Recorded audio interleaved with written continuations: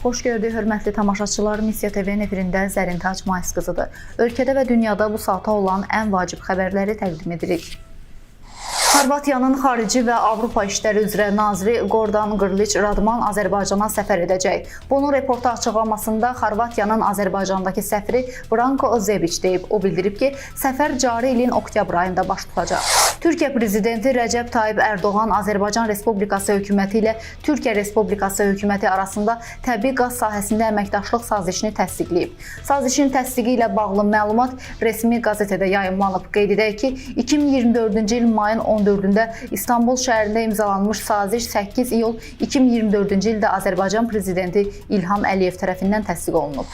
Azərbaycandakı akreditə olunmuş diplomatik korpusun və beynəlxalq təşkilatların nümayəndələri Xankəndi şəhərinə səfər edib. Səfərdə Azərbaycanda akreditə olunmuş 33 ölkədən və 7 beynəlxalq təşkilatdan ümumilikdə 100-dən çox diplomat və hərbi ateşələr iştirak edir. Səfərdə məqsəd xarici diplomatları Xankəndi şəhərində həyata keçirilən bərpa yenidən qurma işləri və Qarabağ Universitetində tələbələr üçün yaradılan şəraitlə yaxından tanış etməkdir. Bununla yanaşı Azərbaycan prezidentinin köməkçisi, prezident administrasiyasının xarici siyasət məsələləri şöbəsinin müdiri Hikmət Hacıyev X hesabında sözügedən səfərdən görüntülər paylaşıb. O qeyd edib ki, Xankəndinin azad edilməsi ilə Azərbaycan öz ərazi bütövlüyünü və suverenliyini tam bərpa edib. Türkiyə Ermənistanla Azərbaycan arasında problemlərin həll edilməsini və sülh sazişinin imzalanmasını gözləyir. Missiyası xəbər verir ki, bunu Türkiyənin Xarici İşlər Naziri Hakan Fidan deyib. O qeyd edib ki, bütün proseslərin sonunda nəqliyyat və ticarət dəhlizlərinin fəaliyyəti reallaşacaq. Ötən gün vətəndaşların bank kartlarından yüksək məbləğdə pul oğurlanıb. Bu barədə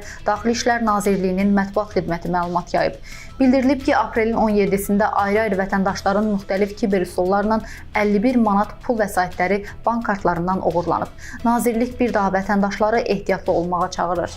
İrana hücumu dayandırmamışam, sadəcə olaraq hücuma tələsmirəm. Bu barədə ABŞ prezidenti Donald Trump jurnalistlərə müsahibəsi zamanı İsrailin İranın nüvə obyektlərinə hücumuna qarşı çıxdığı iddiasını şərh edərkən məlumat yayıb. Düşünürəm ki, İran danışmaq istəyir. Ümid edirəm ki, onlar bizimlə danışmaq niyyətindədir. Mən İranın inkişafını istəyirəm. Heç kimə zərər verəcək bir şey etmək istəmirəm, amma İranın nüvə silahı olmamalıdır. Biz onların sənayesini və ya torpaqlarını əlindən almaq istəmirik. Sadəcə onların nüvə silahına malik olmasını istəmirik deyə siyasətçi vurğulayıb. Fövqəladə Hallar Nazirliyinin qüvvələri intensiv yağışlarla əlaqədar yaranmış fəsadların aradan qaldırılması istiqamətində tədbirləri davam etdirir. Bu barədə Fövqəladə Hallar Nazirliyindən məlumat yayılıb.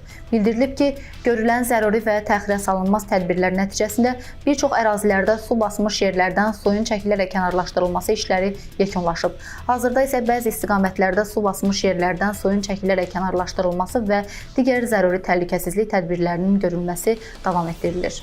UEFA Avropa Liqasında 4-1 final mərhələsinə yekun vurulub. Keçirilən oyunlardan sonra yarımfinala vəsqə qazanan komandalar müəyyənləşib. Finala gedən yolda İspaniya təmsilçisi Atletik İngiltərənin Manchester United klubu ilə qarşılaşacaq. Digər cütdə isə İngiltərənin Tottenham və Norveçin Bodø Glimt kollektivləri gücünü ayırd etməyə çalışacaqlar. Qeyd edək ki, UEFA Avropa Liqasının yarımfinal mərhələsinə mayın 1-də start veriləcək.